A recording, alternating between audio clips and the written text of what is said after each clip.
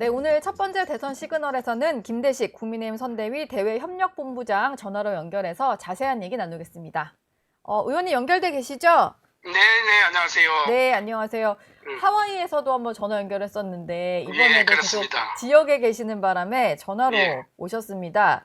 예. 먼저 단일화 얘기 좀 여쭤볼게요. 보수 네, 단일화가 1차 시한을 일단 넘겼고 그래서 마지막 데드라인이 사전투표 전날이 내일로 좀 꼽히고 있는데 예, 어제 이준석 후보한테 물어봤더니 단일화 가능성 0%라고 했거든요. 예. 의원님이 보시기에 단일화 가능성은 몇 %인가요? 이준석 후보는 저 단일화 과정에 0%라고 이야기를 해야지요. 지금은 예. 그렇게 이야기해야 되지 않겠습니까? 그러나 저는 단일화 과정은 50대 50이다. 지금 현재는 네. 이렇게 보고요. 단일화는 어떻게 됐든 간에 명분과 진정성이 전제돼야 되지 않겠습니까? 그죠? 네. 그래서 김문수 후보는 이 정권 교체를 원하는 국민의 뜻 이거를 기준으로 삼고 있고 예. 또 우리 이준석 후보께서도 여러 가지 생각이 있을 거예요. 네. 그러나 사전투표 앵커께서도 말씀하셨다시피 5월 29일 직전까지는 어떤 경우든지 이루어져야 된다 이렇게 생각을 하고 네. 우리는 최종적인 단판 가능성은 열어두고 있고요. 네. 그간 준비해온 메시지, 전략 이런 바탕으로 마지막 순간까지 최선을 다하고 있다 이렇게 말씀을 드립니다. 마지막까지. 근데 예, 이준석 후보는 단일화하는 방법은 김문수 후보의 사퇴뿐이다. 뭐 이런 얘기를 하고 있거든요. 예. 이 정도 생각을 가진 사람한테 어떤 얘기를 해야지 협상 테이블에 앉힐 수 있는 건가요? 저는 그 협상 테이블에 어떤 거는 결국은 실리와 책임이 항상 함께 작용해야 되지 않을까요? 예. 그러니까 그거는 저는 여론과 민심으로부터 시작된다. 이렇게 지금 보고 있고 네. 국민 여론이 예.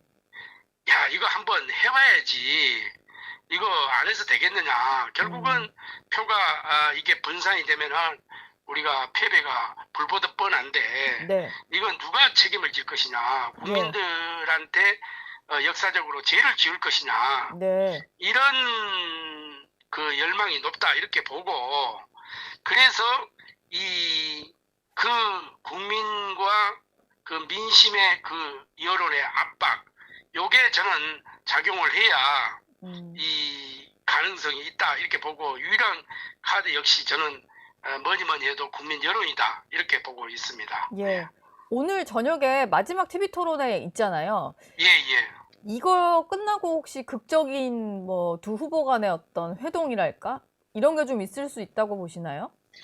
그렇습니다. 지난 그 대선에서도 지금 그 윤석열 후보와 그 안철수 후보가 네. 마지막 날 이렇게 극적으로 이루어졌잖아요. 네, 그때도 TV 토론 끝나고 심야 회동했던 것 그렇습니다. 같아요. 그래서 이번도 저는 벼랑 끝 전술 속에서 항상 단일화 어떤 부분이 일어날 때는 극적인 상황에서 나와야지 예. 그것도 이제 국민들이 보기에도 그렇고 좀 효과 면에서도 극치를 이룰 수 있다. 저는 이렇게 보고 있기 때문에 네.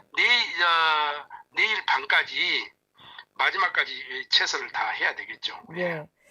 지금 이제 김대식 의원님께서 미국 하와이에 특사단으로 다녀오신 이후에 홍준표 전 시장이 올린 글이 또 화제가 됐었는데 지난 주말에 예. 이준석 후보에 투표하는 것은 사표가 아니라 미래에 대한 투자다 이런 얘기를 했어요. 예. 여기에 대해서 의원님은 단일화에 방점을 둔 달래기다 이렇게 해석을 하셨는데 예. 이런 해석 말고 이제 이 글을 쓴 진짜 의미에 대해서 혹시 홍 전 시장이 이게 직접 들으신 얘기가 좀 있나요? 저하고는 이제 소통을 하고 있기 때문에 그런데 예. 홍 왜 시장님의 이런 걸 쓰셨어요? 네. 홍 시장님의 진위는 네. 어떻게 보면은 지금 이준석 후보와 가장 소통이 잘 된 분 중에 한 분이잖아요. 예. 그래서 저는 그렇게 생각합니다. 해당 이 발언 자체가 뭐 특정인을 위한 전폭 지지가 아니라 표의 의미에 대해서 유권자들에게 던진 메시지고 이준석 후보를 계속 일방적으로 몰아붙여서는 안 되지 않습니까? 네. 누군가는 달래가면서 협상이라는 것은 밀고 당기고 이러한 과정을 거쳐야지 일방적으로 해라, 뭐 하지 마라 이렇게 하는 것은 이것은 말이 안 맞는 거고, 그래서 홍준표 시장 입장에서는 결국 예. 정치가 네.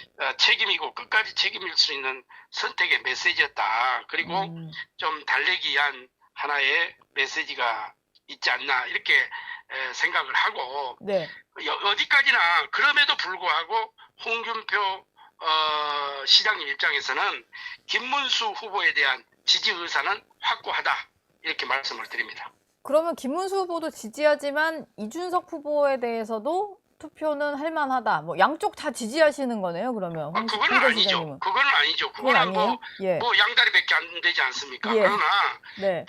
지금 상황을 끝까지 지켜보고 이준석 후보도 언젠가는 우리가 함께 해야 될 우리 미래 자산이잖아요. 네. 그렇기 때문에 이준석 후보를 격려하는 그런 차원에서 이 메시지가 나왔다 이렇게 봐야죠. 예. 그러면은 홍 전 시장님이 이렇게 뭐 본인의 플랫폼이나 SNS에 글 올리시는 거 말고 이준석 후보와도 직접적으로 소통을 하고 계시는 그런 상황인가요? 아니, 이준석 후보하고 직접적으로 뭐 이게 두 분이서 소통을 뭐 어떻게 하고 있는지는 내가 모르겠는데, 예. 출국하기 하는 날 이준석 후보와 공항에서 한번 만났잖아요. 만나셨죠. 네. 만나면서도 거기까지 왔기 때문에 예. 많은 격려가 있었다. 네.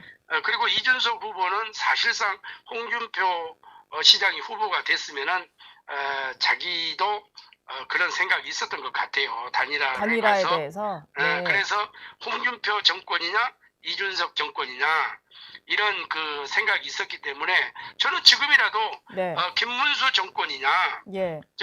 이준석 정권이냐 공동 정권 공동 정부 예. 이거에 방점을 두고 저는 충분한 대화가 있을 수도 있다 이렇게 보고, 예. 그 멋있잖아요. 김문수 후보가 그동안에 쌓아왔던 경륜과 경험, 네.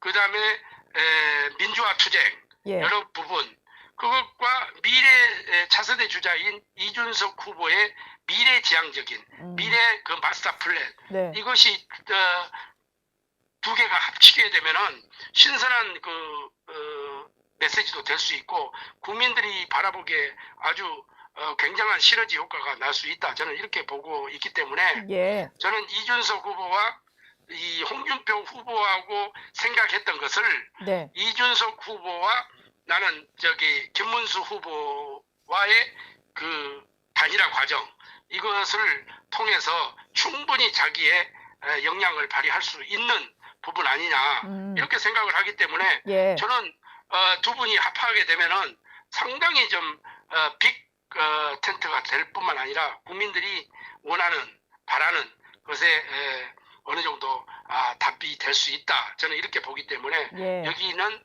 내일 저녁까지는 네. 이러한 모든 가능성을 열어놓고 네. 끝까지 이준석 후보가 단일화에 0%다 이렇게 하지만은 0%는 거꾸로 이야기하면은 100%도 될 수 있는 거 아닙니까? 네. 뒤로 돌아가 하면 100%지 그게.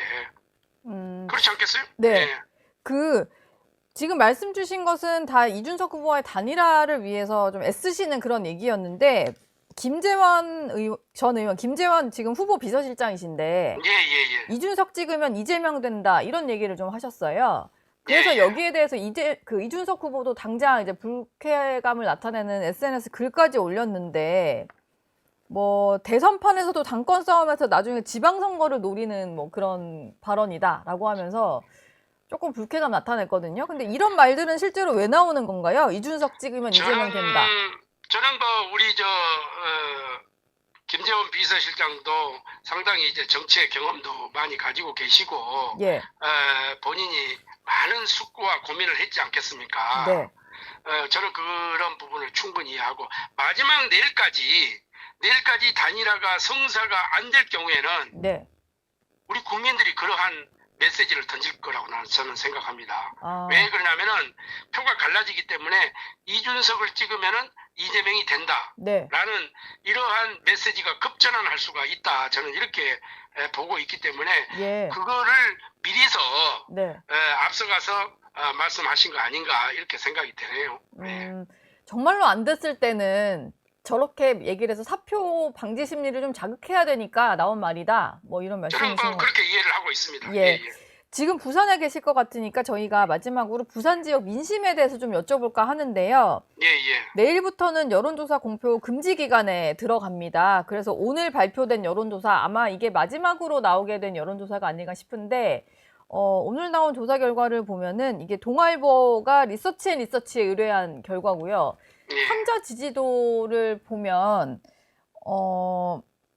지금 전체 삼자 지지도는 이재명 후보가 45.9, 김문수 34.4, 이준석 후보가 11.3%로 나오거든요.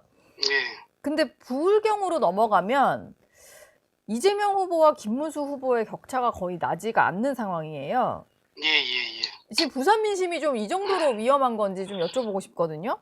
저는 그렇습니다. 지금 보수의 성지가 어떻게 보면은 TK, PK잖아요. 예.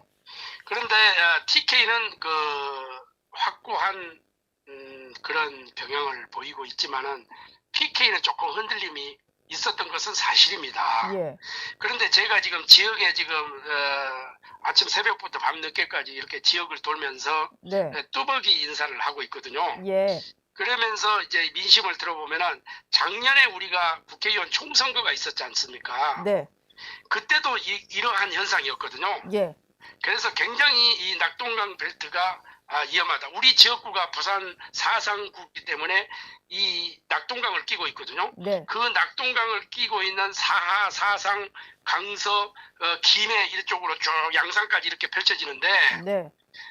작년 분위기보다 좀 더 나은 것 같아요. 이번 주가 들어와서. 아, 그러면은 PK도 이제 뭉치기 시작한 건가요? PK도 저는 결집을 했다고 생각을 하고 예. 작년에 이제 낙동강 벨트가 다 이럴 것이다. 이렇게 언론에서도 주목했고 또 정치 전문가들도 주목을 했는데 네. 결국 뚜껑을 열어보니까 18석 중에서 17석을 우리가 부산에서 석권을 했습니다. 네.